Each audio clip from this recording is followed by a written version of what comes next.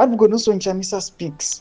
Nelson Chamisa oya panapa achiudza vakomana aiwa nemasupporters ake kuti famous for excellence in governance in Africa and beyond. Arikuya panapa achiudza vakomana achiti aiwa isu kana tinge tangopinda chete tinozikamwa kuti nyika yeZimbabwe payakanga aiwa yaparara muna 2008 ikonomi yadhakwa, we are the ones vakairaisa vakaisimudza vakanyatso kuisa paposition yekuti each and everyone aibenefita and each and everyone anga ari proud yekuti aiwa nini aine Zimbabwe. Zambira mashuka mudanyuka panapa Advocate Nero panguva ino iri very critical kuti subscribe like to the bell kuti ndina pendo panga mudanyira chiti famous for excellence in governance in Africa and beyond.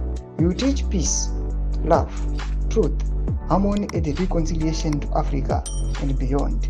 We will be a great nation, being a template of transformation, unity, and accountable of leadership. Hashtag just imagine.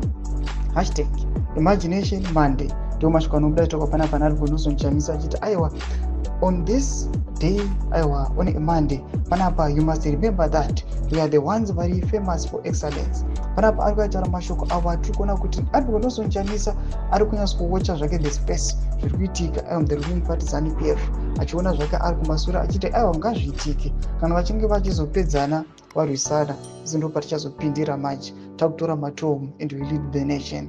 Mbodidzai mafunguro enyu moti kudii pamusoro pechiitiko ichi zvatikuona kuti Advocate Nelson Chamisa ndiye asara angori the main beacon of hope yema-citizens, ndiye achafulfilla ma-aspirations evagari venyika yeZimbabwe. And according to Change Radio nevakomana veAmnesty, they've got the evidence, people voting vachiona kuti more than 80% yemaZimbabweans they are faming vachiti Advocate Nelson Chamisa ndo vatiri kuda kuti atitungamire, ndiye kuti atipinze mukenani 2030. Mbodidzai mafunguro enyu moti kudii pamusoro pechiitiko ichi papena comment section medu mutidze mafunguro enyu pamusoro subscribe like turn on the bell icon.